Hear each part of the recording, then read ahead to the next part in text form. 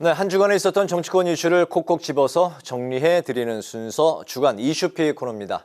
여러분의 시사 지수를 높여드릴 김지수 아나운서 나와 있습니다. 어서 오세요. 네, 안녕하세요. 네, 바로 첫 번째 이슈픽부터 들어가 볼까요? 네, 첫 번째 이슈픽 함께 보시겠습니다.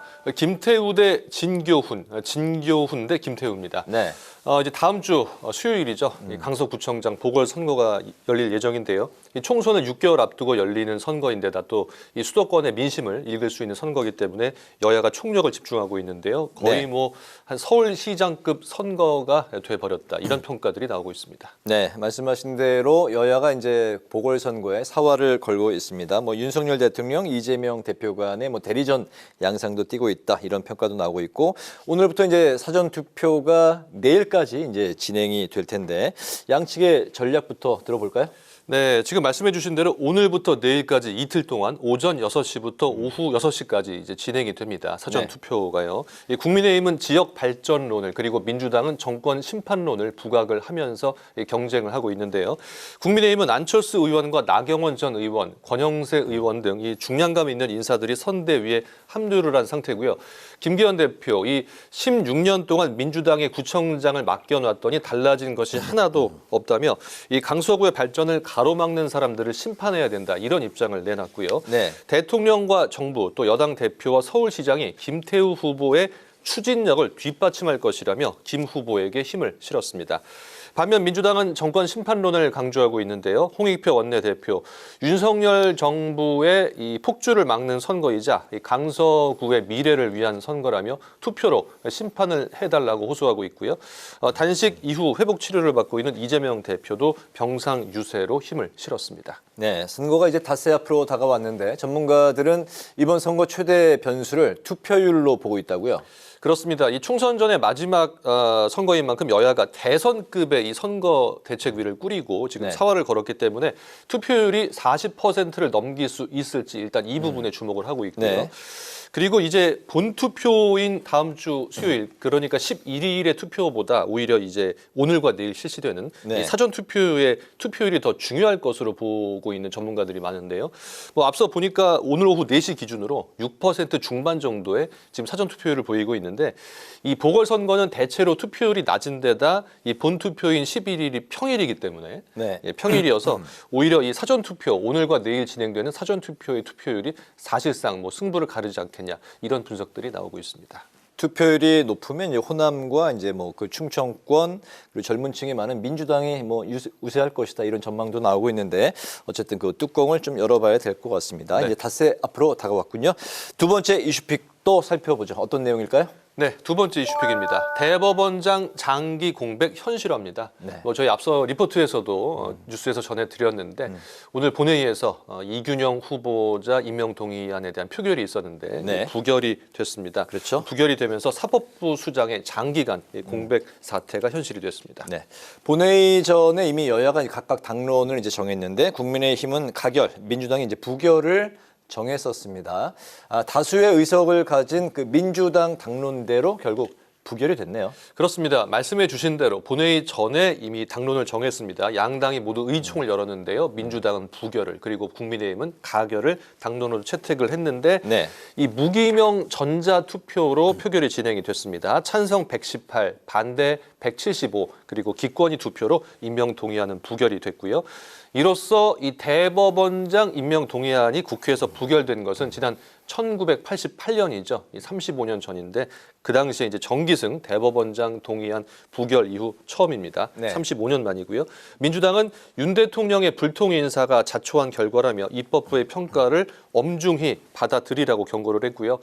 임명 동의안이 부결되자 국민의힘은 강력 반발하면서 이 국회 로텐더 홀에서 본회의 정회 중에 이제 규탄 대회를 열었습니다. 네. 국민의힘은 이번 부결 폭탄으로 재판이 줄줄이 미뤄지고 사법부의 행정과 실무가 대혼란에 빠지게 되는 이 사상 초유의 일이 발생했다 이런 입장을 내놨고요. 이재명 대표 개인적 사법 리스크 방탄을 위한 의회 테러 수준의 폭거다 이런 주장을 했습니다. 네, 어쨌든 대법원장 자리가 이제 앞으로 이제 상당 기간 공석이 예고가 되면서 이게 이제 바로 사법 공백 사태로 이어지는 게 아니냐 뭐 이런 이제 또 우려의 목소리가 나왔습니다. 대법원장이 하는 일이 참 많더라고요. 그렇습니다. 일단 다시 지금 새로운 후보자를 지명을 해야 되고요. 네. 또 인사청문회를 거쳐서 국회 동의까지 받아야 되기 때문에 새로운 이제 후보자가 임명이 되려면 상당한 시일이 걸리는데요. 네.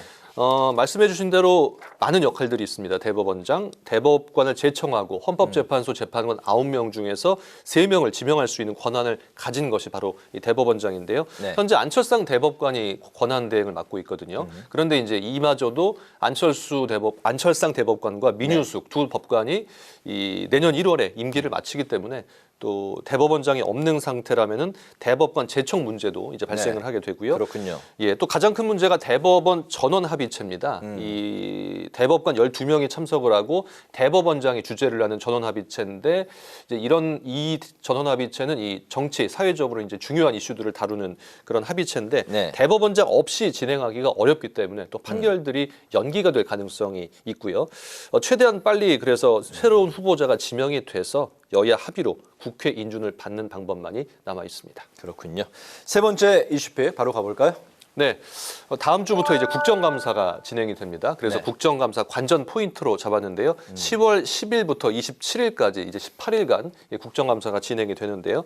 이 지난해 같은 경우는 이 정권이 바뀌면서 온전하게 한쪽에 책임을 물을 수 없었지만 이번에는 이제 윤석열 정부 1년의 평가를 이제 쭉 할 수 있기 때문에 여야의 대치가 아마 심화될 것으로 보입니다. 네, 총선을 앞둔 그 마지막 국정감사.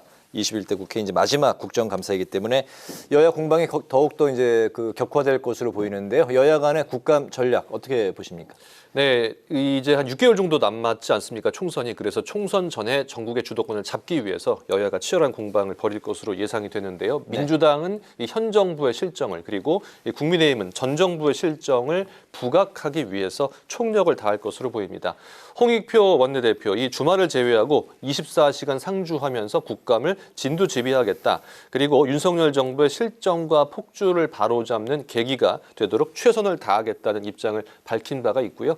국민의힘도 문재인 정부가 유치했던 잼버리 부실 운영 사태나 또 역시 전 정부 때 감리가 이루어졌던 순살 아파트 논란 그러니까 LH 아파트 부실 시공 문제 등을 집중적으로 파헤칠 것으로 보입니다. 네, 여야가 이제 전 정부와 현 정부를 서로 비판하는 국정감사가 될 것 같은데 이번 국정감사의 주요 이슈 오늘 마지막으로 좀 짚어주실까요? 네, 이번 국정감사는 국회 17개 상임위에서 791개 기관을 이제 감사를 하는데요. 네. 외통위와 농해 수위에서는 뭐 올해 한 해를 정말 뜨겁게 달궜던 이 일본의 오염수 문제가 이슈가 될 것으로 보입니다. 어제부터 이제 도쿄전력이 2차 방류를 시작을 했습니다. 향후 17일 동안 7,800톤의 오염수를 방류를 하게 되는데요. 야당은 오염수 방류에 대한 부작용 그리고 국민적 우려를 부각을 시킬 것으로 보이고요. 여당은 뭐 이런 것들을 괴담선동이다, 뭐 가짜 뉴스다 이렇게 맞받아칠 것으로 보입니다. 또 행안위와 여가위에서는 잼버리 부실 운영에 대한 책임 공방이 이어질 것으로 보이고요. 국방위에서는 이 홍범도 장군 흉상 이전과 그리고 최상병 사건 수사 외압 의혹이 다뤄질 것으로 보입니다. 네. 또 국토위 보면 이 김건희 여사 특혜 의혹이 불거졌던 서울 양평 고속도로 문제 그리고 일명 순살 아파트로 불렸던 LH 아파트 부실 시공 문제가 다뤄질 것으로 보이고요. 네. 또 교육위에서는 교권 강화 문제, 법사위에서는 이번 이재명 대표 영장 기각과 관련된 한동훈 장관 책임론 그리고 민주당의 돈봉투 의혹 이런 것들이 다뤄질 것으로 보이는데요. 네. 이렇게 쭉 정리를 해보니까 이번 올해 한 해도 상당히 많은 이슈들이 있었는데 이것들을 다 정리하려면 저희 국회 방송 국정감사를 생중계로 시청하시면 될 것 같습니다. 그렇죠. 이제 이 국회 방송에 가장 이제 힘 있는 이제 국정 감사 방송이 이제 다음 주부터 시작이 되는 거죠. 네. 주간 이슈픽 이제 마칠 시간이 됐는데 이제 주간 이슈픽 우리가 올 2월서부터 시작을 했나요? 네, 한 7개월, 8개월 된 것 같습니다. 네, 벌써. 국정감사 동안 이제 저희가 좀 길게 좀 쉬고 네, 11월에 처음으로 다시 시작하는 거죠? 그렇습니다. 예, 재충전의 시간을 갖고 또 계속 잘 부탁드리겠습니다. 네, 주간 이슈픽 김지수 아나운서와 함께했습니다. 수고 많았습니다. 네, 고맙습니다.